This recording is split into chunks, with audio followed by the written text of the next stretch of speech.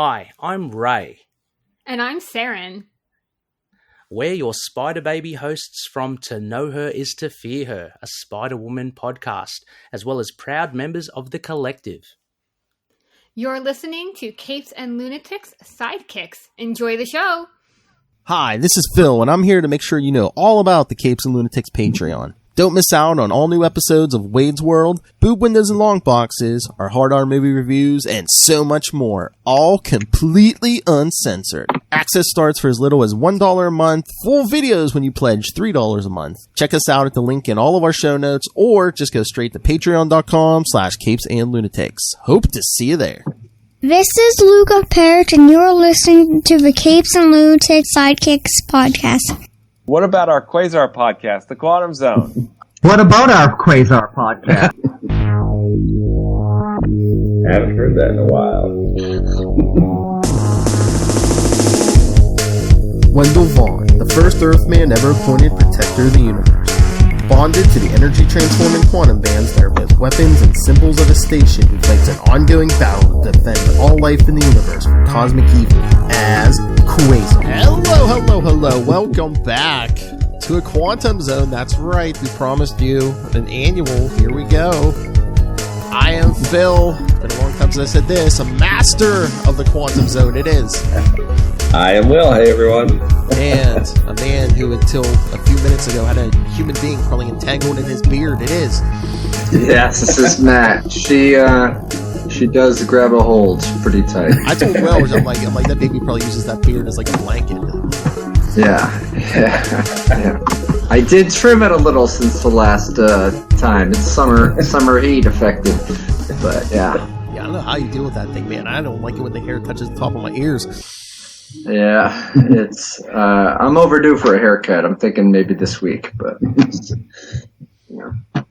Hot temperatures. It was like 88 degrees here today. Oh man, yeah. It's pretty brutal here down south as well. So I bet. Yeah. A bunch of old men, we get around, get together and talk about the weather. It's like, yeah, did you see on the West Coast it's like over 100 degrees? Eh? Yeah. Well, this is a fitting episode because it's summertime. So what do? You complain about the heat and you read extra comic books. That's right. Bigger ones. We're not specifically talking about an annual this episode, unfortunately. Quasar never had an annual. What's up with that? You know, what's 60 issues? Yeah, I mean, you have to? Is it a print run thing? Or does it have to? I mean, I guess it's up to the editor's discretion. But, I have to remember that because next time me and Lil talk to DG Chichester, he was like an editor over there too. I should ask him, be like, who? How did they decide who got an annual and who didn't get an annual? Yeah. Well, that's because Darkhawk got an annual, but I think Sleepwalker might have even too. I don't know. Well, that's the thing. It's like Daredevil got like annual number 4. I think was like 1976 or something, and then no annual until Atlantis Attacks in 1989. So like from 76 to 89, annual for Daredevil. Wow, that's interesting. That's a possible future deep dive episode: the history of annuals and things like that.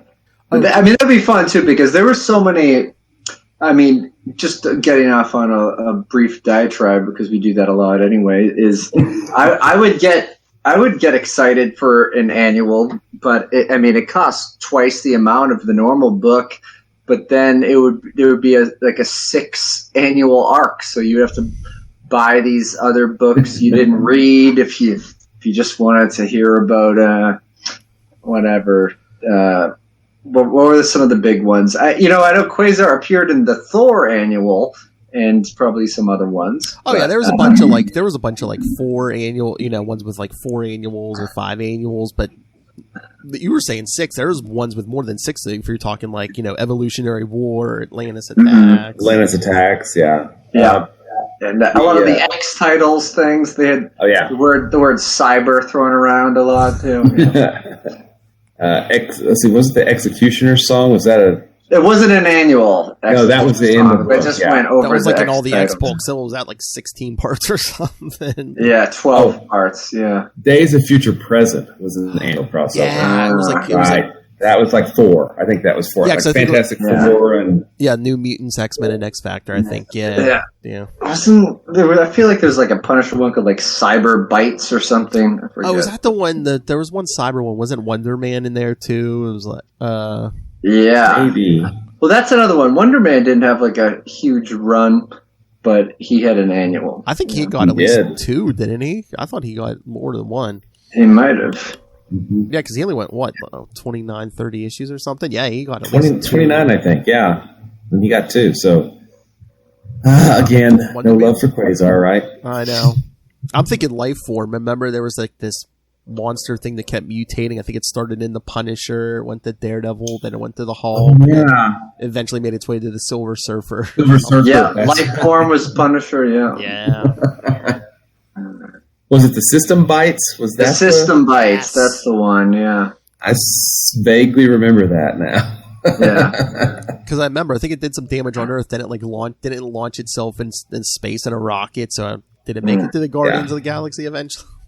the Von Strucker Gambit. Yes. I know there was just like so many, and I don't know that I ever read. Maybe besides Atlantis Attacks, because we covered it on this show and the power of the internet. I don't know if I ever was able to collect like a full run, because there was always a weird one, a new mutants that my Walgreens didn't have or something.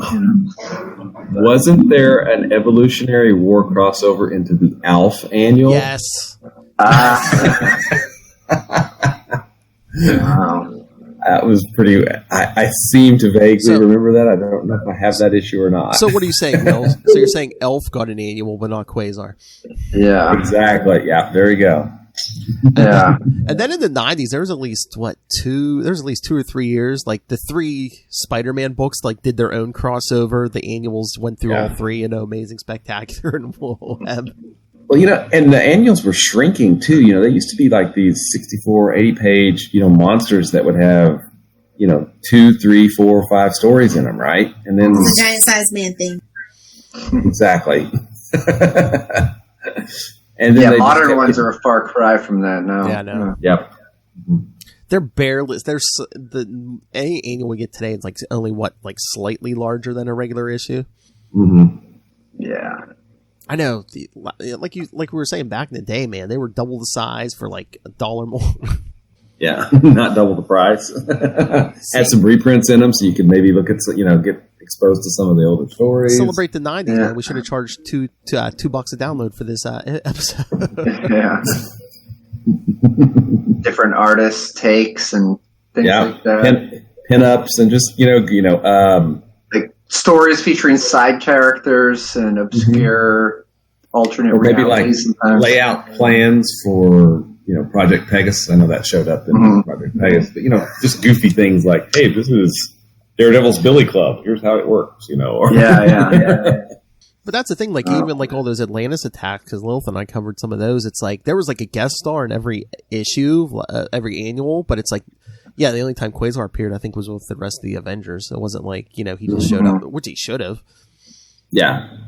Oh, wait a minute. I was going to say he might have showed up in the one annual, but I think it was with a whole bunch of people too. Yeah, I think he got like a pretty big real estate on the cover of like a Thor annual, but. Was there a Terminus? It was the Terminus. The Terminus attacks, or the Terminus saga. Oh no, he did get it.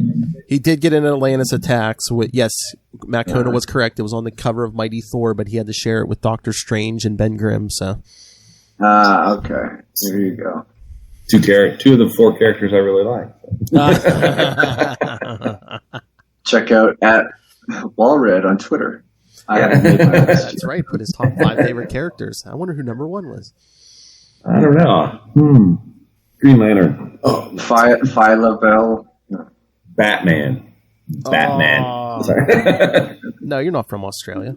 That's right. I love Batman.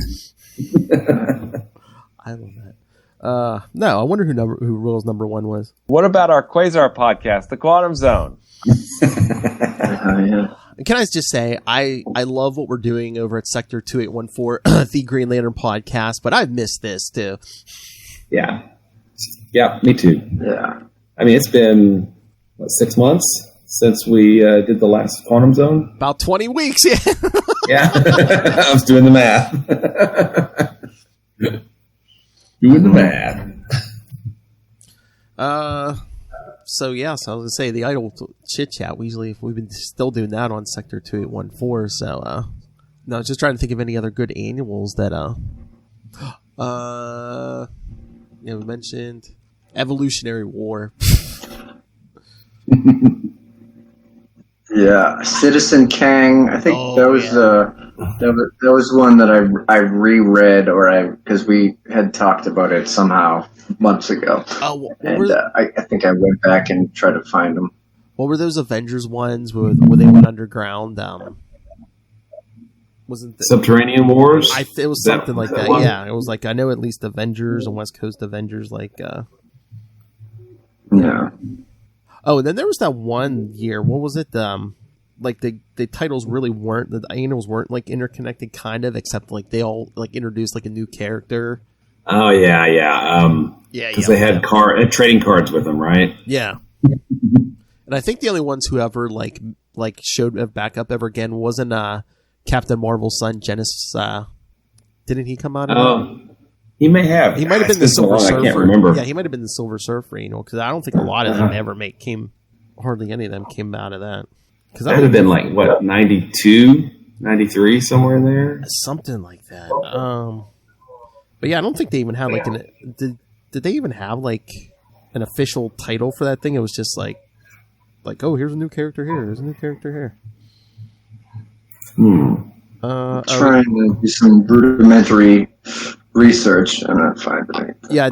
Look up 1993 Marvel annuals and yeah. Is it 93? Okay. Yeah, I'm seeing a bunch of the trading cards. Phalanx, Empyrean, Darkling. Oh, Executioner. That I know he showed up in the because there was in 1990 there was a 4-card set they called Family Reunion that had one card is just all Spider-Mans, one has Grey Hulk, Punisher, Daredevil, and Silver Surfer. One of these things is not like the other. Then there's one that says Quasar on it with Captain America, Thor, and Iron Man. Well, I'm sure you have that somewhere in your collection. And then one, I think this is Excalibur, because I can't name everyone on here, but this is Phoenix, a guy in a green jacket, a little boy, and girl with red hair and big yellow X on her. Oh my God! Speaking of Guardians of the Galaxy, okay, remember who came out of that 93 annual? I remember him from some of the issues, but Irish Wolfhound. I see. Looking at that card right now. Oh man. No, I don't remember that at all. I mean, he showed up in some of those last few 90s Guardians of the Galaxy issues, but yeah. Well, I see one picture here with all of the cards. Wow, that looks like a bunch of annuals. 1, 2, 3, 4, 5. I think it was like all of Marvel's or most of their annuals. Yeah, and it was just like, the only like connection. 28. Yeah, the only connection was each one introduced like a new character. Yeah. Phantom. Annex. Yes, Annex I think was a Spider-Man. One of the Spider-Mans. Bantam I think was Captain America. I remember some of them. And Silver Surfer Annual 6, Legacy, or as we would know him, Legacy, the son of Captain Marvel. Yes. Well, to tie it loosely into what we're talking today, one of the books we're talking about is Guardians of the Galaxy 15, which features a character that's not actually in the book. There's the Silver Surfer and Deadpool. Both not in the book, but this is a variant cover. So. Yeah, they do. I think they're doing a lot of Deadpools because it's the 30th anniversary of Deadpool. Yeah. All right. So should we jump into these? Well, let's do it. All right. So Guardians of the Galaxy 13, or Legacy numbering 175. Wait, show your cover again. Was Quasar featured on there? Where is he? Not on this one, because that's what me and Will were talking about. If you get 13, 14, 15 of the regular issues, it like interlocks. Yeah. I got him somewhere. Because if you interlock them, like 14 has Phyla on it, and then 15 has Wendell on them. Yeah, okay. Yeah. Yeah, because see, if you get the regular 15, there's Wendell. Yeah. Gotcha. Yeah. Yeah. Yeah, if you could see the whole thing behind me, yeah, that's interlocking 13, 14, and 15, and it's yeah. Oh, okay, nice. All right. I don't know if I should even bother to look see if they have synopses for these, but Well, the modern comics, they have kind of a neat little, previously on to sort of set the stage for you. And I had read the 2019 Guardians of the Galaxy, and then when they inexplicably rebooted it again a year later, I just kind of didn't tune in until we kind of heard chatter of Quasar appearing, which I think was in an annual, by the way. And then just says, Guardians of the Galaxy mean many things. Soldiers, misfits, thieves, and above all, family. But with the galaxy in shambles, after constant attacks, it doesn't need heroes. It needs superheroes. Okay? That doesn't really give you a previously on, but whatever. Just sets you up that it's a team book. Okay, we know.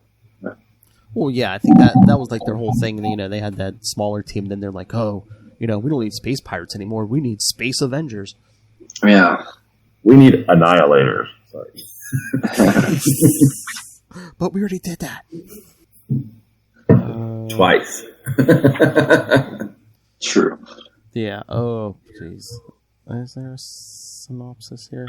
What a. Oh, it might just be that blurb Kona just read. Really? Yeah. Well, I wonder too because it says this is a newer issue, so it may contain spoilers.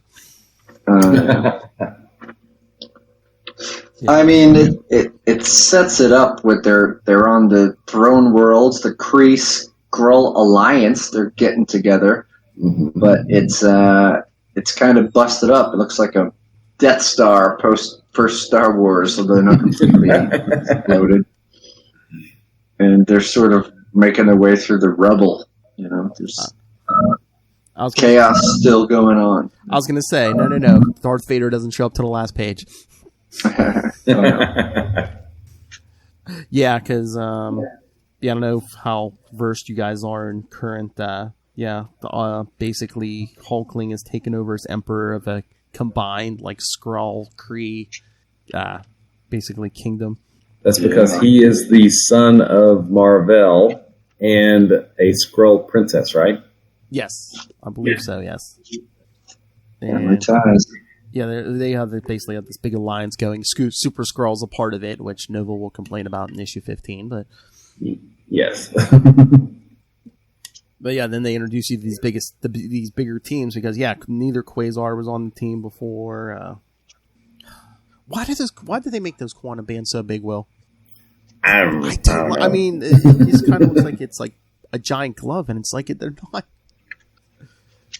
Yeah. Quantum gauntlets. I miss our 90s quantum bands. Get off my lawn. Yeah, exactly. And I mean, they do take up his entire forearm. Mm-hmm. Yeah, it almost looks like it's like they just slap some jewels on it like a glove. Yeah. And the costume itself wouldn't be bad, but I hate those shoulder pads, man. That's kind of 90s, isn't it? the little jagged points of them. Yeah, exactly. Nova even has those, I think, on his jacket in this, too. Mm-hmm. Yeah. I don't know what the benefit of it is. I think maybe there's ventilation underneath so you can... so your clavicle doesn't get sweaty. Oh, my. Perhaps. I have hot shoulders. I mean, Quasar's uniform almost fits in. It's very similar to the jackets that all the Guardians are wearing, kind of. I mean, in terms of the color scheme. Maybe not this exact one, but... And again, too, he can't wear a jacket. He can't wear a jacket because of those giant shoulder pads. Yeah. Well, and he went from blue red to kind of this black, dark gray red, right? Yeah. And those weird, quantum symbols on his knees. Yeah, I don't get that either. I don't understand that. But yeah, so him, Drax, Phyla, and what's her face are investigating this. That was Abigail Brand, yeah. because they've created this big team to deal with, like, if they have to deal with different threats at the same time. So you also get Star-Lord, Nova, Groot. Yeah, Star-Lord's kind of like evolved now because like they thought he had died towards the beginning of this series, but like I don't know, it was a weird thing. He went to like some other dimension and lived like at least like one or two other. It was like at least one big long lifetime, and then came back. Yeah, they mentioned that in 15 a little bit, and I was like, "What? Okay, I'll just go with it." Yeah, so in the weeks or months between when he saw his friends and he thought they thought he was dead, yeah, he's lived like a lifetime, at least. So I don't know if that was just their way to mature him or. And Rocket's still Rocket. Yep. Although I kind of miss it. Was it like the first one or two issues of this series? They had like Rocket in like a little like leisure suit or something. Man, he was like looked like he was dressed like all Miami Vice like in the first couple. Had a little tie. See if I can find a picture of that. Yeah, it was that just cracked me up. I was just like, okay. If nothing else, I'll give it a chance for the raccoon in the suit. Okay. The Guardians of Miami. Oh, welcome to Miami. Let's see. Oh, there we go. Now this issue, I mean, I read it when it came out, but that was a couple months ago. At this point, 2 months. So I just sort of flipped through it, getting geared up for tonight's show. But I did like. I mean, this one I think features our beloved hero, Wendell Vaughn. There he is. Nice. Nice. I think this one features Wendell Vaughn the most of them all. Yep. I would agree. It doesn't have that much action to do, though. I mean, unfortunately, he doesn't really get to show the quantum bands off, aside from swapping identities, pretty much. Kind of, they leave most of the fight sequences to the other team that gets, or the other part of the team, I guess, that gets featured. Well, that's what me and Will were talking about before we jumped on. It's like, I mean, last time we saw Wendell, right? It was in that last Guardians of the Galaxy annual. Speaking of annuals, that like right before Silver Surfer Black, where he's like, "Oh yeah, I gotta go find Avril," and then we don't see them again until they're. Yeah, he gets captured or something, doesn't he? Yeah. I think that was part of Silver Surfer Black, right? Wasn't he drawn into that black hole at the end of the Guardians? Well, the Surfer got dragged into that black hole. Yeah, like everyone, a bunch of them got, like dragged in the ship, but then they all got like separated or something. Yeah. It would have been, he didn't appear in the Silver Surfer Black, I don't think. I think I got all those issues. But, I got those. Yeah, he wasn't in that. Yeah. But again, no explanation. But yeah, just in this issue, we see, they're like, oh, hey, we need Avril for something. And so all of a sudden the quantum bands are like the nega bands and can swap quasars. Yeah. Uh-huh. Although the last panel that he is in on that, I think you should take a picture and use to promote the episode, because he says, I should have brought a podcast. Yeah, exactly. Well, I think I was I don't know about this new Phyla, okay? She's supposedly from another dimension or something, right? Yeah, her and Moondragon, yeah. Yeah, I don't mean to, like, pull rank on her, but Wendell has years and years and years of experience, doing things. And he was the protector of the universe. Come on. Apparently still is, maybe-ish. Yeah. I don't know. We don't know. I mean, the original Phyla was, kind of an accident, because, the universe kind of got, it was one of those, like, Buffy the Vampire Slayer things where it's like, first she didn't have a little sister, and now she has a little sister, First it was Marvel's son didn't, Genus didn't have a sister, now he has. Yeah.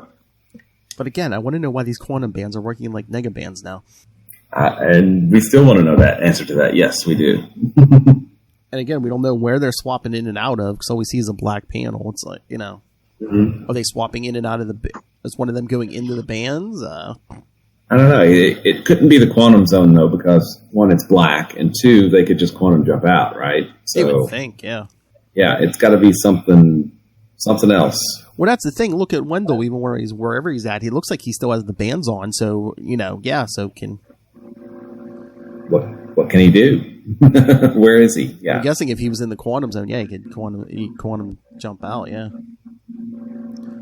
Because, Marvel, or him and Rick Jones originally were swapping out of the negative zone. The Negaverse, yeah. Mm-hmm. Yeah, and then his son and Rick Jones, again, were swapping out of the microverse. So. And I think, didn't Rick Jones go to the Fantastic Four and they dragged Marvel out of the negative zone? It's been a long time. It's years. Well, the original Marvel. Oh, that was even better. Yeah. They went to the Fantastic Four, and then it's like, before they could even do that, I think the Super Adaptoid attacked. And he adapted the Negabands, and they were just like, oh, slap his Negabands together. Oh, look, there's Marvel and Rick Jones in the same room. Nice. I had basically just dumping their trash in the negatives.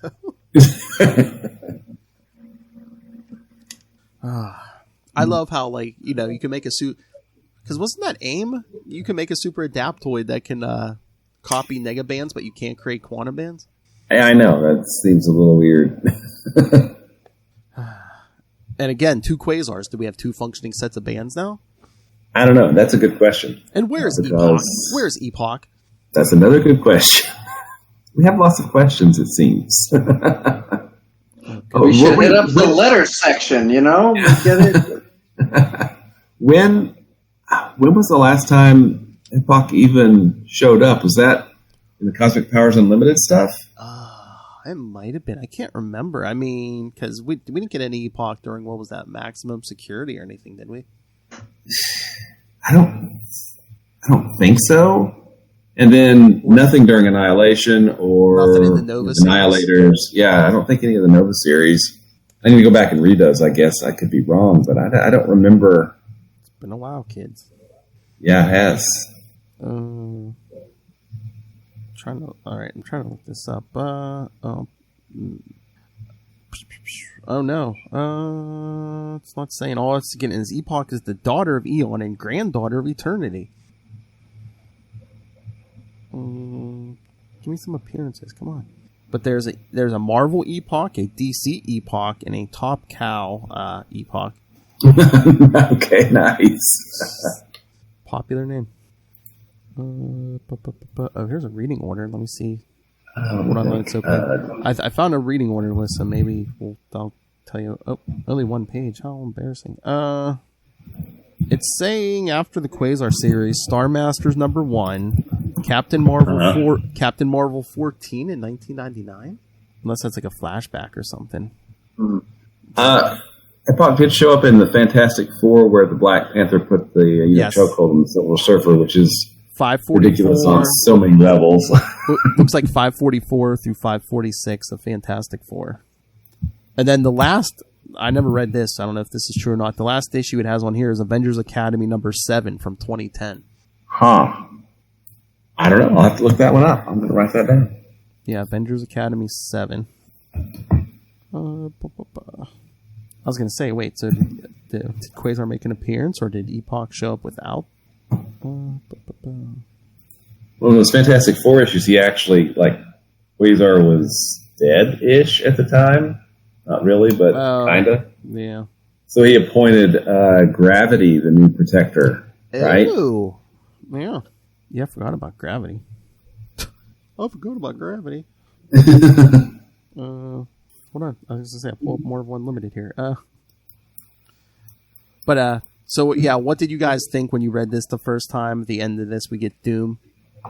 I mean, I like to see characters that I'm familiar with in odd places, and I did not expect to see Dr. Doom showing up in space, especially since, this guy's busy planning a wedding, where one of the ads in the beginning says, will you RSVP yes or yes Lord Doom? Those are the only 2 options.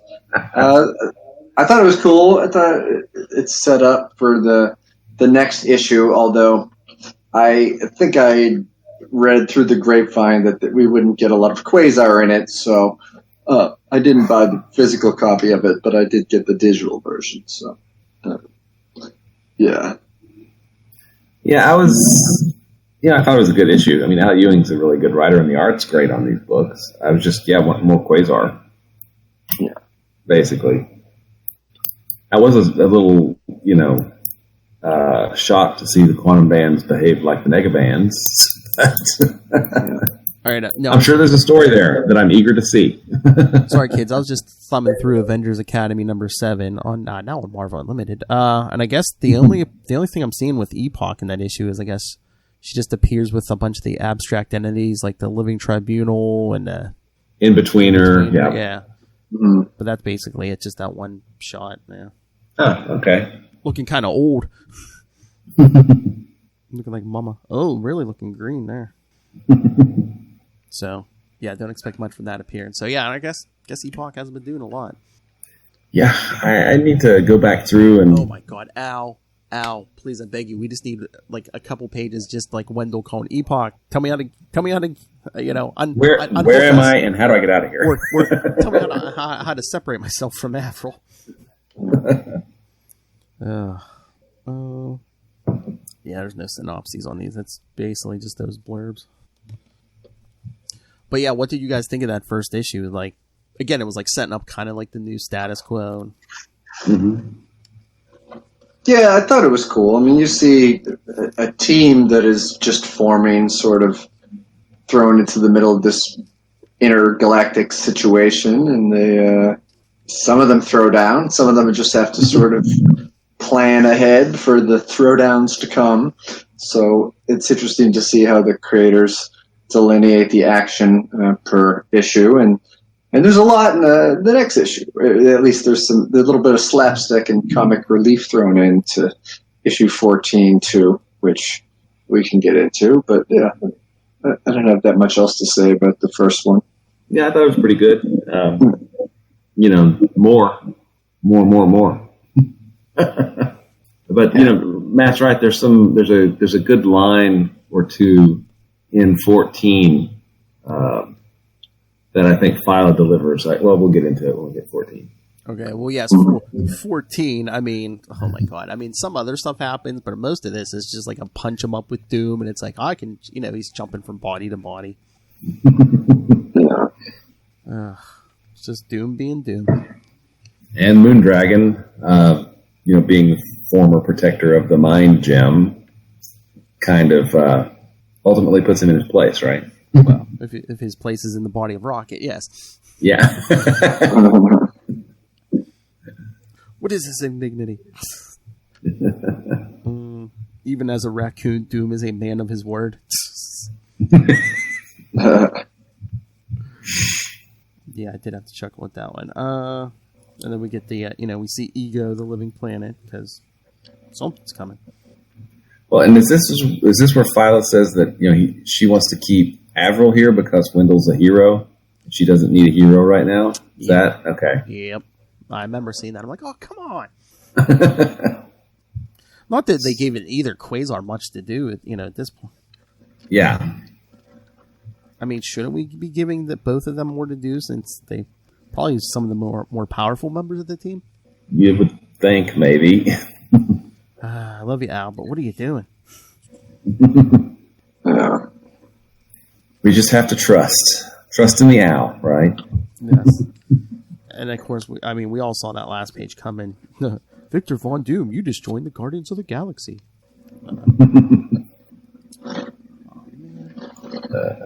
Can you still hear me? Yeah.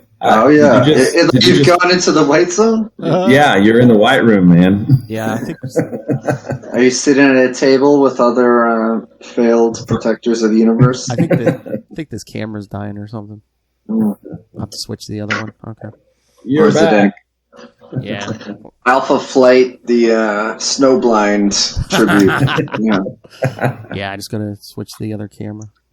Gotcha. Yeah, that camera's dead. Okay. Nice. Yeah. All right. And we get a variety. It's the spice of life. That's right. Let's all switch our angles.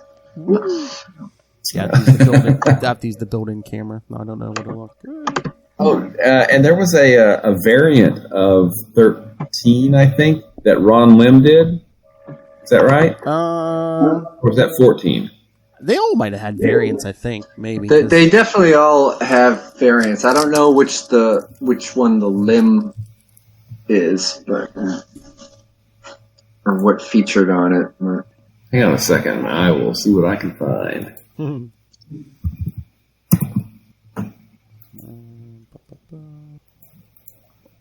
Yeah, there wasn't a whole lot to talk about in 14. Yeah, no. Yeah.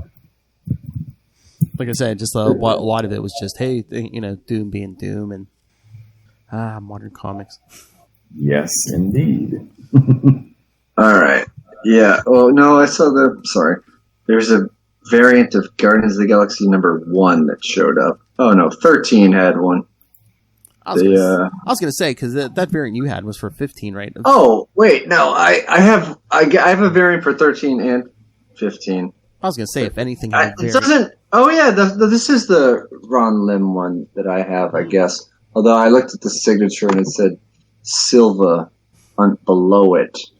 But, yeah, by Quasar's foot, it says Lim, if you look real close.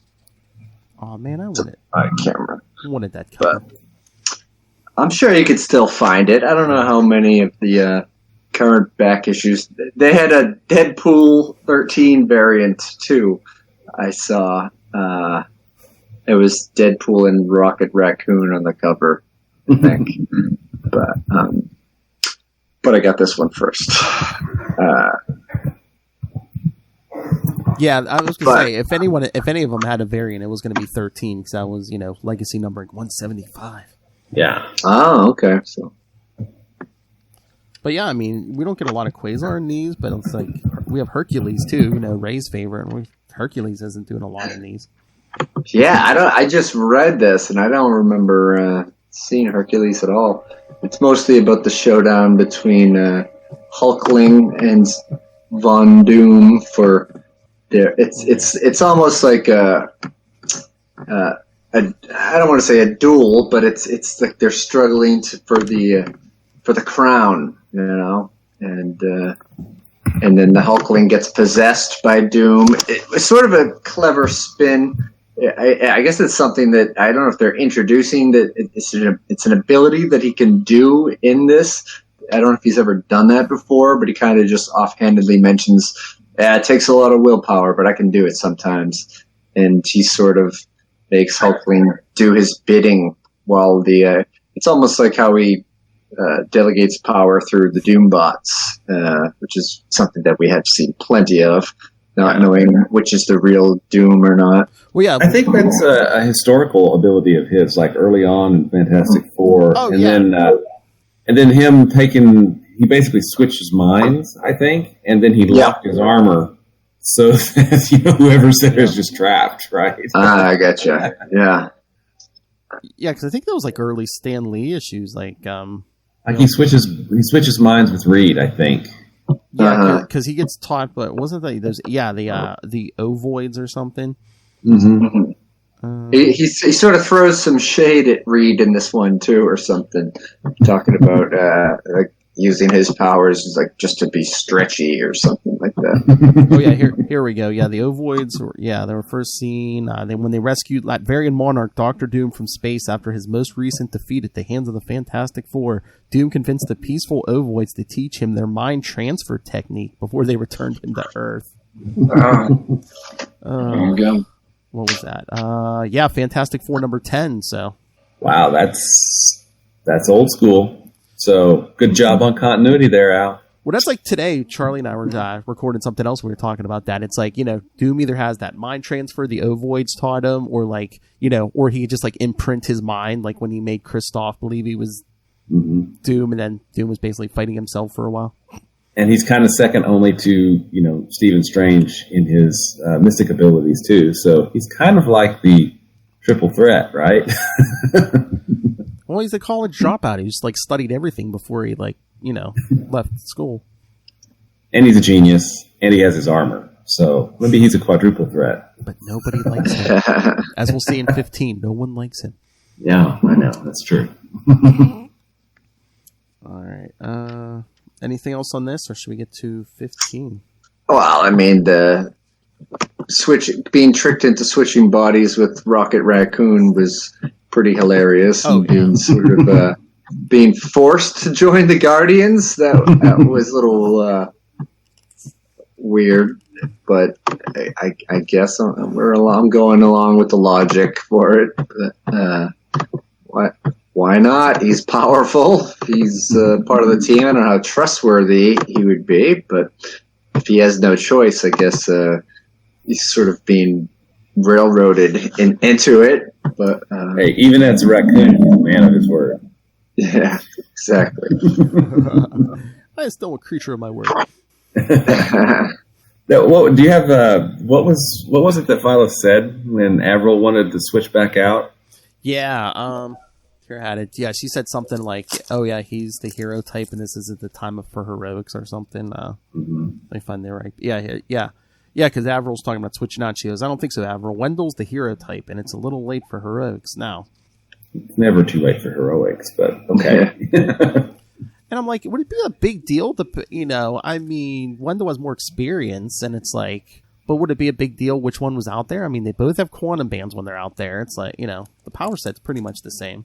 Yeah. Mm-hmm. You would think you'd want Wendell more because he has more experience. Exactly. But he might not be as easy to order around, so... Because didn't they make it seem like they're like, oh, Avril was like a super secret shield agent? And it's like, well, yeah, so was Wendell. Yeah. Exactly. And an Avenger. And a Defender for a day. And saved the Cosmos when it was in collision. That's right. and helped in Galactic Storm. And kind of helped the Fantastic Four against Galactus, which was a really good story. Yeah. Mark Waid. And defeated What's-Her-Face at the Nexus of All Realities. Yeah. Erskigil. And got his book canceled, right? But, I feel like things were being set up for him to be the leader of the new team in, the Star Masters. Yeah. Just the way they were going. And because I remember in that book, he was surprised when he was able to. Oh, is it Rigelian? Can't remember. The Star Master's been a long time since I read these books, but there was some objective measure of willpower, and he came out on top. And he was surprised that it wasn't the Silver Surfer or something because he's. Yeah, I'm trying to remember. Yeah, it's been a while for me too, but I think that was probably a victim of when was that, like mid '90s? Is that when they started they chopped their publishing line in half because Marvel was going bankrupt? Oh yeah, because did they finish that series in Cosmic Powers Unlimited? Because it was supposed to be a 4-issue, and then or did it start in Cosmic Powers Unlimited and then get a 3-issue series? I can't remember which. I thought it went 3, and then didn't it change names or they did something, and then it went to 2 more. I don't know. They were probably just worried about Onslaught coming, Yeah. And again, they just can't. They were canceling half the books in the line, which And Heroes Reborn was started. Well, the first Heroes Reborn was starting. Then we got Heroes Return with Busiek and Perez on Avengers, which was awesome. Yeah, they brought in Quasar, but not enough Quasar. That's true. But he was one of the Avengers that heard the call. That's right. There was just too many Avengers in that story. Yeah. There were all of them, I think, actually. Pretty much. Everybody who was alive. Yeah. Everybody who was alive except for the Hulk, who basically told them where to go when they called him. Yeah. And Wonder Man, who wasn't alive, became alive. Thank you, Scarlet Witch. Yeah. Oh my god! What's funny? After our last episode of Sector 2814, I was you mentioned Wonder Man, and I was like, oh man, now I'm in the mood for a Wonder Man podcast. And Lilith was like, no, settle down. She's like, maybe blog about it. That'll cure you that that urge. Yes. It was a good series. It was a very good series. And again, by he who will not be named. Yes. Mm-hmm. All right, so should we get 215? You bet. And Matt Kona was saying they did talk about Sword number 6, which I really didn't get the chance to read before this. I wanted to.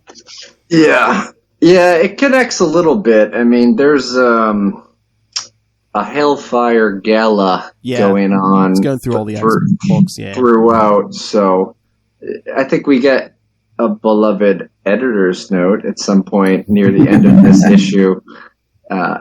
And we could talk a little. I'll talk a little bit about it by then because I did pick it up just to be well researched, I guess, or to make up for not picking up the physical version of Guardians 14. Oh boy, I'm just like scrolling through it right now. Oh my god! So the end of this issue, it looks like we have the X-Men back. We can use them in the movies again. So I guess Scarlet Witch is Magneto's daughter again. Oh, okay. It's looking. He said something about you'll always be my daughter or something. So I guess, hey, that Fox deal went through. So yes, you're my daughter again. But yeah, if you didn't know, the X-Men are having this big party on Krakoa. Basically, there's a bunch of I forget all who. There's like real life celebrities are doing like cameos in this. And the Avengers, the Fantastic Four, everyone's there. But they just terraformed Mars. Oh, okay. Because a few months back there was like this big, what was it, Exoswords? I think that was the cross. There's like this in another dimension. There's a whole other island of more mutants.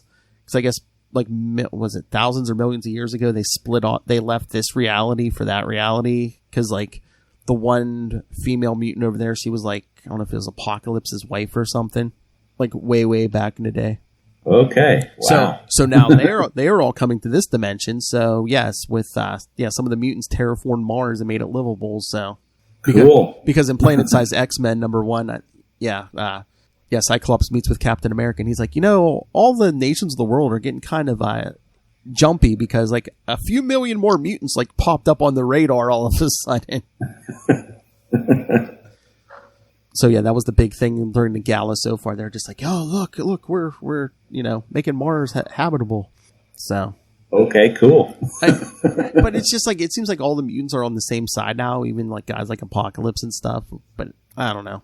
Like if any of the mutants die, like I guess Professor X and Cerebro kind of keep a copy of their brain so they can just like clone them a new body or whatever. Okay, that's weird. That's what we're saying. I bet that's what I'm saying. Some of them are acting weird. I'm like, they're all plant people. The real X-Men are somewhere. That's what I keep saying. I think this whole, them on Krakoa and stuff is like, excuse me, like a whole holding pattern story. Because I think once they see what what form the X-Men are gonna take in the MCU, then they'll say, okay, enough of Krakoa. We're gonna, start fresh, start new, and it's gonna look probably similar to whatever form they take in the MCU. Yeah. I mean, which is kind of unfortunate because the comics should be their thing and the MCU should be its thing. Exactly. The comics should influence that, not the other way around. Exactly. Right? I mean, where do you think you got all these cool stories? Like, what we got in Infinity War and Endgame. Winter Soldier. Exactly. Hell, any of them. Even just that first Avengers movie, Loki bringing the Avengers together. Mm-hmm. Oh, did everyone watch their new episode of Loki? Yeah. Which is really good, by the way. So I didn't see the last 5 minutes yet, but I did see most of it. It's a fun sort of side adventure. Yeah, kind of reminded me of I don't know, like a buddy comedy or something, but cool and marbleized, and see Loki get drunk, but as he calls it, full, and singing Asgardian shanties on the train. It just seemed weird, that we did like a side adventure, because I think the series is only 6 episodes, so like we're already halfway through. Really? The series, wow. It definitely zigged when I thought it was going to zag. I thought we were going to get more of him at the TVA, but they established that, and now they're moving into the next part of the story. So yeah, I don't know where it's going, which is really kind of cool. But again, too, it's, I think just like WandaVision, I think it's going to be leading to like Doctor Strange in the Multiverse of Madness. Mm-hmm. Yep, only 6 episodes. Yep. Well, it might be like, wasn't the last WandaVision like over an hour? The last episode, something like that. Might have been something, yeah. So could, yeah. Well, so far I feel like they're structuring these as actual episodes and not just cutting it up.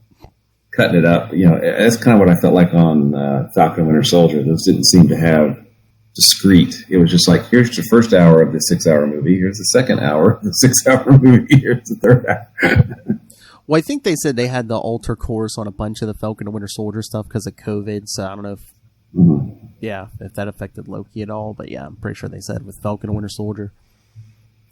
Yay! An MCU should have talked MC Marvel stuff. So that's the whole thing with the X-Men, But 15 is again basically like we were saying. Well, it's Star-Lord and Nova for most of it, which they're great characters, but it's like we've seen how much of them in the last 10 years. It's come on, give us more Quasar. Exactly. We haven't seen much of him in the last 10 years, that's for sure. Yeah, he just pops his head in every so often. It's just, Nova's had his own series. Hell, Star-Lord had like a 5 or 6 issue series a few years ago. It's like, yeah. But yeah, once you think of this one, they go to the Sword Station and basically Nova gets into a fist fight with Magneto. Yeah, tries to arrest him. Basically, like he's like, you know what? Because of our thing with Emperor Hulk, I got to work with Super Skrull. Then this idiot over here invites Doom on the team. He's like, now I got to shake hands with Magneto. I don't think so. Yeah, you mentioned that Nihilus saved his life or something too. What's that from? Is that how he got out of what was that, the Cancerverse or whatever? I don't know. We need an editor's note there. Yeah, there's no editor's note there. No. We got one for I mean, he does have a point, because with all this, I mean, as someone who is not as super active in reading all of the dozens and dozens of new comics that come out, when I do pick up something, I'm like, Super Skull just working the board, communicating over it seems a little odd to me. And then you see them anointing Dr. Doom a place at the end of issue 14. You're like, what? I mean, up is down, dogs and cats playing together. What is going on? And Nova, sort of in a throwback, he's like, why am I doing this?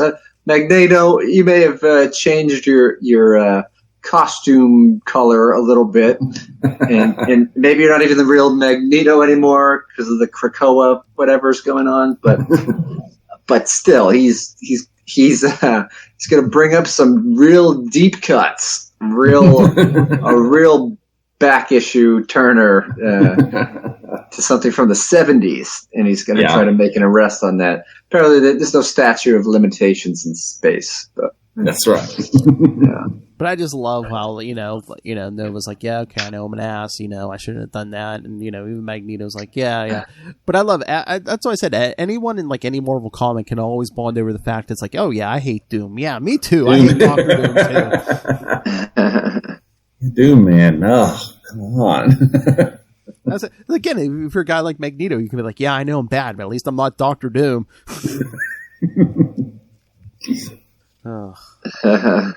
And then we get like a panel or so with Avril, and we get a panel with Wendell, right?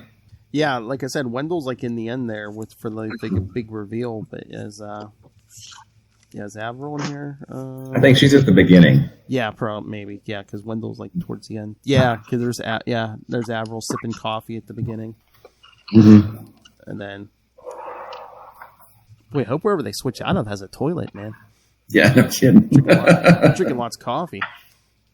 But, like I said, I just scrolled through Sword 6 real quick. But, Wendell said something about other news from Sword 6. So what was that, Kona? I mean, I think it was just about the Storm coming back and taking over. She says she's now the regent of Mars, sort of not out of nowhere, because it's like a meeting of the kings and emperors of all these places, and some people aren't invited to the table. So you see Nova is there, but Star-Lord isn't with him, and then there's a few others. Wakanda is there too. And they're the girl with the X patch, the kind of is the head of Sword. She's kind of pimping out this new material to all these this confidential new type of technology that all of them except Wakanda, including the Spartax, Galactic Rim, Kymelia, Rigel, Shi'ar Empire, Utopian Kree, and then I think that's sort of what it's. You see Scarlet Witch shows up at the end too, and kind of comforts Magneto, which is family ties, I guess. Well, that's interesting because Storm has actually a long time ago she kind of messed with weather patterns in space too, didn't she? So on Mars, she would be able to do things on Mars, I would say. Yeah, I mean, it wasn't just her. There was a few other people, like Magneto was involved, and I forget who else was. There was a few other mutants involved. Yeah, and they figured out, they used a bunch of them used their powers. They were able to create, like a livable habitat on Mars. Yeah. Cool. Oh, and then the big reveal at the end of Guardians Spoilers. 13, that leads us into the last Annihilation. Because remember, they were like, "Oh, who's the big shadowy figure on the cover of next issue?" Well, someone's taking over Ego's form. Who was that? I don't know. Let's bargain. Dormammu. Is it Galactic Ghost Rider? Is it one of the Hobgoblins? Say Jack-o'-lantern. It's Hobgoblin. Yeah. Jack-o'-lantern. Oh, wait a second. Yeah. I guess it could be the Hobgoblin. Gobble gobble.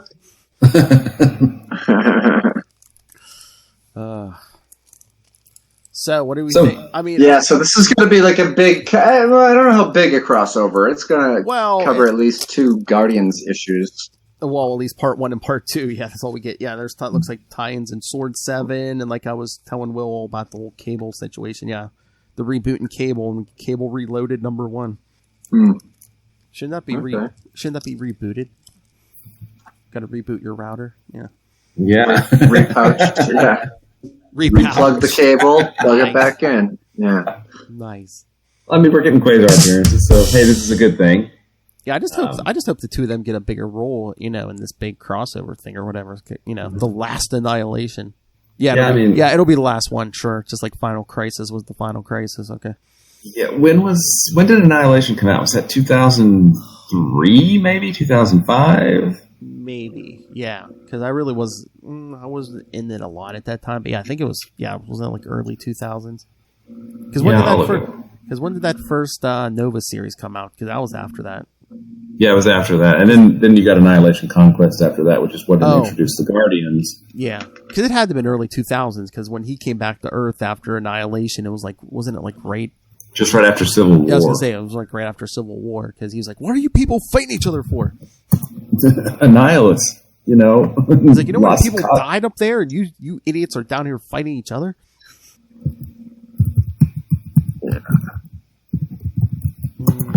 Oh Lord, yes, hello, Russell. I heard someone say it was 2006 for Annihilation Nova.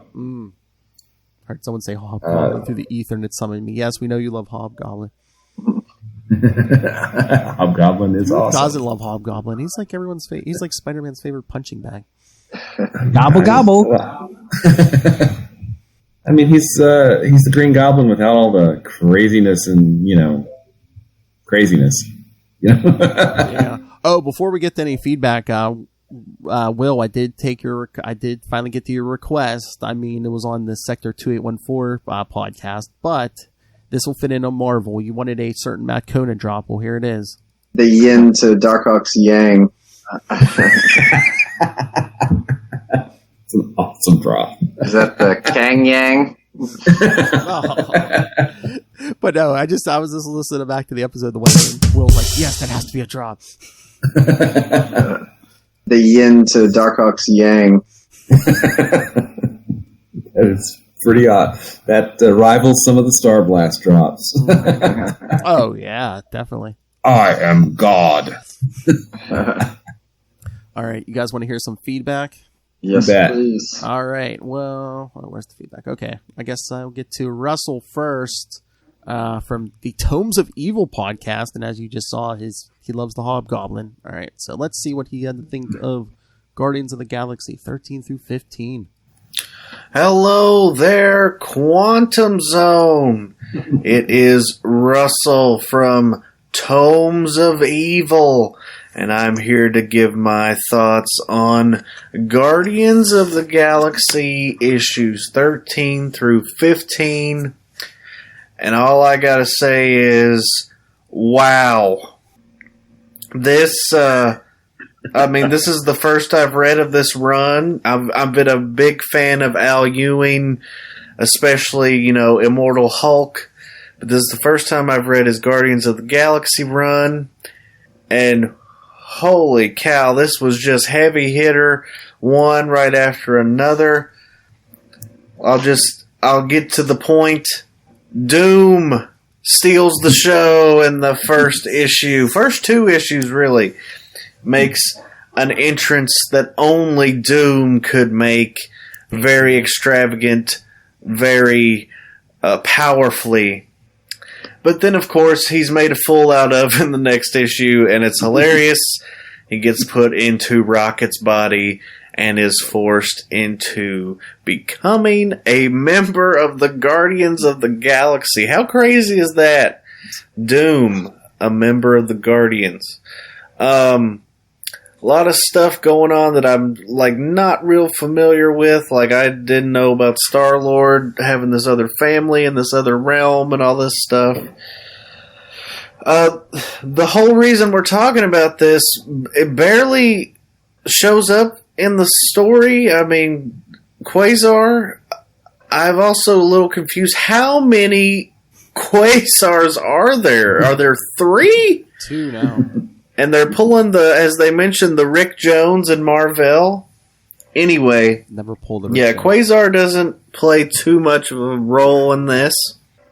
We get to see Ego, but Ego, man, we find out some stuff about Ego in that last page of the trilogy of books, but I'll talk about that in a second. We're not talking, dude. We get a fight between Magneto and Nova that references a story from 1977. What? I feel like modern comics never do this now. They never reference stories from that far back unless it's Uncle Ben got shot, blah, blah, blah. This was awesome. I just started doing a deep dive on Hickman's X-Men soft reboot. And I loved it. I loved House of X and Powers of X. And, man, Magneto and Nova had this big fight. And then they kind of bonded a little bit at the end. Magneto very weary about the Guardians trusting Victor Von Doom. But Doom has predicted that something bad is coming, and by God, I wish I didn't know in advance. In a way, I was still surprised. I was not expecting Ego to turn into the dreaded one, Dormammu. Oh my God. Dormammu, Doom, Magneto, 3 of my favorite all-time villains, and they're all in this story. Holy crap. So yeah, I'm not going to dwell on this too much. I love this. I'm hooked. I will be picking up this series going forward. It's awesome to have the Quantum Zone back. I love the Green Lantern show as well. You all are just great. Phil, Kona, Mr. Allred, you knock it out of the park every time, and I'm glad that I can finally send some feedback. I haven't been able to. Thanks, DC Universe Infinite. But hopefully that'll change soon when we get to the Kyle Rayner stuff. Yep. Anyway, I don't want to give this a letter grade, but like 2 big thumbs up for me on these issues. They know, old Mr. Ewing knows how to get to my heart, and that's by putting these heavy hitter villains in the story. So that's all for me. You all enjoy the rest of your evenings. Thank you, Russell. Yeah, thanks. But yeah, man, I got a lot of big villains here. Again, he was talking about, they usually don't reference old comics like that. I feel like we never get editor's notes anymore. At least we got a couple editor's notes in this. Mm-hmm. Yep, absolutely. All right, well, let's get to Ray. Who? This wouldn't be a Quantum Zone without feedback from Ray, host of such shows as Last Sons of Krypton, a Superman podcast, To Know Her Is to Fear Her, a Spider-Woman podcast. You can catch him the last Tuesday of every month with me and Matt Kona himself talking all things Scarlet Spider on the Ultimate Spider Cast. And hey, this next one's going to be a doozy, Kona, because Ben Radley's returning in October. Oh yes, as Spider-Man. So can't wait to hear what Ray has. But of course, you will know him, and you should listen to his podcast before the Disney Plus series comes out. Into the Night, the Moon Knight podcast. All right, let's see what Ray had to say. Hello, Quantum Zoners. This is Ray. Hi, Ray. Of course, you probably know that. Anyway, just dropping in some thoughts for this awesome episode, Return to the Quantum Zone, Guardians of the Galaxy 13, 14, and 15. Look, I guess overall, a little disappointed that there wasn't enough Quasar in there, and if I'm to be completely honest, not enough Hercules. But it's a very strong story so far. I mean, they've got a nice cast. There are different things happening all over the place. The big takeaways for me are, of course, Dr. Doom joining the side, albeit kind of against his will. Ego, the Living Planet, these sorts of things, all really kind of fun. And I'm just enjoying the scope of the story, with all these characters, I guess. I don't know too much about Empire, but I've kind of gathered, well, you don't really need to know too much, just Wiccan and Hulkling. Hulkling's like the Emperor or something now. Catching up to speed with the likes of the Super Skrull, Kl'rt, being kind of part of one of the members.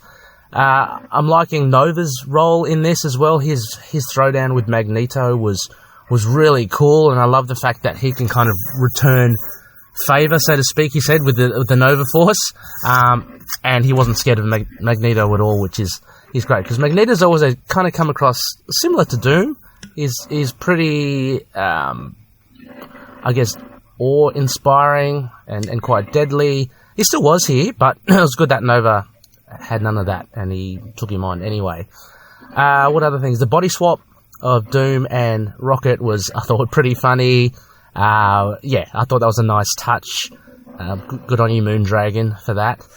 The interchanging of what's her name, Kincaid and Wendell was interesting. I'm not too familiar with her backstory, so if you guys can please enlighten me. So she obviously she had the bands at some stage, but the bands are also now Nega bands as well. They do their whole exchange with Rick Jones. A nice little interesting take, and I kind of like it because you can chop and change between Quasars. I do love my Wendell, but it's good to, I don't know, just something different with this. What else is there? Star-Lord. Loved how he used the elements to boost Groot against the Progenitors. That's right, the Progenitors were a cool bunch. So I enjoyed that fight too. All in all, pretty good. Herc again kind of has come off as a bit of an oaf, a bit of a dumb fella. I'm hoping they don't just relegate him to being the big dumb oaf. He's got a lot to offer. But yeah, Quasar, I wish there was a bit more. It seems like with the Al Ewing, well, not only Al Ewing, but stories like this, they tend to just it's incidental, like the fights and the powers and stuff. Like it's just blasty, if you know what I mean. I don't know what your guys' thoughts are on that, but I kind of enjoyed a bit more when they you know, they don't have to do it all the time, but when they focus a bit on the powers and what it can do, that sort of stuff, it just seems very incidental. I mean, it's great that they have a lot of drama and character development, but I kind of miss that because the powers are just kind of glossed over. Anyway, I'll look forward to hearing this. I can't wait. It's been a while since the Quantum Zone, so looking forward to it. Anyway, I'll hear you then. Catch ya. All right, yeah, real quick on Avril. I believe, was it Pleasant Hill where she first showed up and Wendell handed the bands over to her? It was around the time Sam Wilson was Captain America. And then she was training to be Quasar, and then she had to try to, like, knock out the big force field that Hydra Cap put around the Earth. And then that's about it, right? I think she kind of disappeared, yeah. So it was like no one knew what happened to her, and then all of a sudden it's like Wendell was back in Guardians of the Galaxy, and he was looking for her, and yeah, Ray, no explanation why they're like all quantum, mega bands now. So, and I don't even know that she really appeared, in more than a couple of issues. I don't know that we know much about her at this point. No, I think all they said was like she was like a SHIELD agent or something. Yeah, like there's no big backstory or anything on her. Again, that's why we need a Quasar series with the two of them. Come on. Yeah, exactly. Come on, Marvel. Hey, Marvel, I got a comic book writer here. We'll do it for you. Just give him a contract. Sure. No problem. At all. He even has a peanut gallery that'll throw him ideas, too. Exhibit A and Exhibit B down there, yeah. All right. Anything else on this? I know we went a little long, but this is an annual. This is an annual, and we've gotten. It's been a while since we're double-sized annual, right? Yeah, let's say it is, yeah. It's a while, and it's been a while since we did the Quantum Zone, and I'm glad the fans missed us, Russell. Uh-huh. Yeah, Ray. All right. I'm looking forward to seeing where this goes. I have a lot of faith in Al as a writer. He's really good.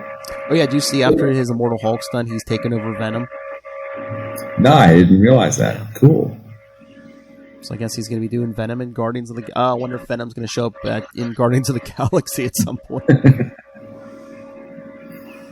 Oh, makes sense. Kona, thoughts? Yeah, I mean, he's a new Avenger. Yeah, I'm going to read. I'm going to at least read the next two Guardians issues, and I think I'm going to send them a letter too. So who knows if it'll get published in one of them. Stay tuned. You've done it before, kid. Yeah. Yeah. Matt Kona back again. Here's my thought. Yeah. With the only Quasar-related questions, once more. Although both of these issues didn't even have a letters page in them. So we'll see. No, there was a letters page. It was just obscured by that big Dormammu, jack-o'-lantern head. Oh, yeah. All right. But yes, if you do write a letter, just remember, 1, mention Capes and Lunatics Sidekicks podcast, and 2, be like, we need more Quasar. Both of them! ! Actually, maybe even more than one exclamation. Ooh, there's a professional writer. There's a professional writer for you kids. Yes, I'll be sure to do that. Yes, please read it back to Will before you send it. Before you email, I'd be like, is this enough exclamation points? Yeah. Did you bold everything and underline it? I mean, all right. So I guess we're done here, huh? Yeah, I think so. This is fun. But yes, hey kids, if you like us, if you like what we do, yes, check us out weekly on Sector 2814, the Green Lantern podcast. It'll be on YouTube, like all this stuff, and for every Friday on the Capes and Lunatics Sidekicks. But hey kids, if you want more Quantum Zone, write in. Maybe once in a blue moon. Like I said, at least once a year, I think we need to check in. I think so too. That's cool. Do an annual. All right. All right, kids. So, yes, so please send your thoughts on Guardians of the Galaxy. Like I said, we're talking Green Lantern. Send us Green Lantern. Send us anything. How many exclamation points is over the line? Email us. capesandlunatics@gmail.com or call the voicemail 614-382-2737. That's 614-38-CAPES. And remember, you can follow, basically we can follow our Sector 2814 show. I believe there's still links for the Quantum Zone because we still have the social media on Facebook and Twitter for the Quantum Zone. So visit us there, like us, follow us. Links to all the social medias, links to this YouTube I've talked about, links to the Patreon, more and more coming there. Links to merch, links to everything, all in one place. That's Linktree, linktr.ee/CapesandLunatics. And please remember to support all things Southgate Media Group. Go check out southgatemediagroup.com and go check out the Southgate Media Group Patreon. There's a bunch of free content there. There's paid content there. There's something for everybody. And then go pick up Pod Life, the book, now in digital and paperback. Learn all about podcasting. And when you go on Amazon to buy that, use the link for Southgate Media Group right down there in the show notes. Help us support this show, the network, and the man behind the scenes with the giant flaming head, Rob Master Doom Southgate. Make it rain. So says Master Doom. Master Doom, not Dr. Doom. So says Master Doom. Doesn't have his doctorate. Mark my words. All right, Matt Kona, where can people find you when you're not being tackled by an infant? I thought you were going to say when I'm not breaking into nursing homes with bad intentions. I'm at Matt Kona around most of the social media things. I'm not doing much, but I'm around. And I'm visiting nursing homes with bad intentions. That's right. See you later, bunkies. Oh my god! If you want a stand-up comedian or even like a ventriloquist act, I mean, him and the baby will just be like, hey. Yeah. I did read. I got like a bunch of random old early '90s image things from the bins of the store, and I was reading like an old Brigade issue where someone gets referred to as Bunky in it. Oh. So maybe I'll pass that along to you guys in a message. But that's it for me. Thanks, everyone. Now to someone with something real to promote. Come on. The yin to Darkhawk's yang. Will Allred, master of the Quantum Zone. Where can people find you? You can find me at Wallred. That's at WALLRED at Gmail and Twitter and Facebook and all those places. You can find my self-published book, Crossover Division. Woo-hoo. This is number 1. Number 2 is launching in just a few short days. Yeah, like 4 days. July 1st on Kickstarter. So you can go to crossoverdivision.com and there's a link that'll take you there. And if you're interested, I also have Diary of Night, which is a book that was also published a while back at diaryofnight.com. And obviously, you have great taste and love Quasar. So we have all kinds of really cool information about Quasar at the Quantum Zone, quantumzone.org. I'll put it in my navel. That's right, kids. They gave us all these great jobs. They aren't even attempting to enter our orifices. I hope it's going somewhere nice. The Quantum Zone. Yes, all those drops are from the Quantum Zone. All right. Thank you for joining us. Again, we'll do this at least on a yearly basis. But if something big happens, like, Quasar gets his own book, MCU series, where the Quasars play a huge part in Last Annihilation. Maybe we should open a couple months.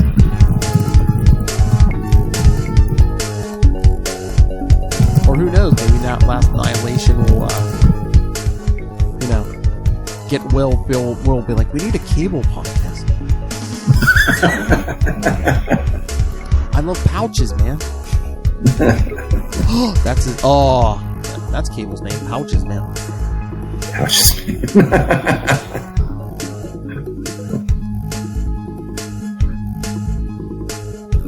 Or hey, my feet look horrible, man. All right, kids. Just don't show them. Yes, join us on Sector 2814. Keep an eye out for future Quantum Zones. And remember, kids, keep it quantum.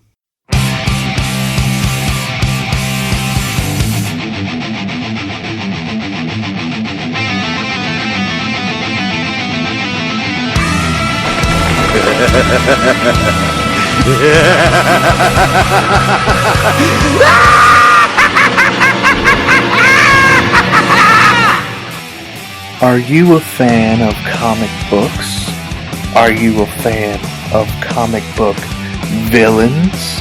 Well, join me, Russell, as we take a walk on the dark side with Tomes of Evil, the podcast dedicated to discussing, analyzing, and overall glorifying the villains of Marvel Comics, DC Comics, and all your favorite indie books. Tomes of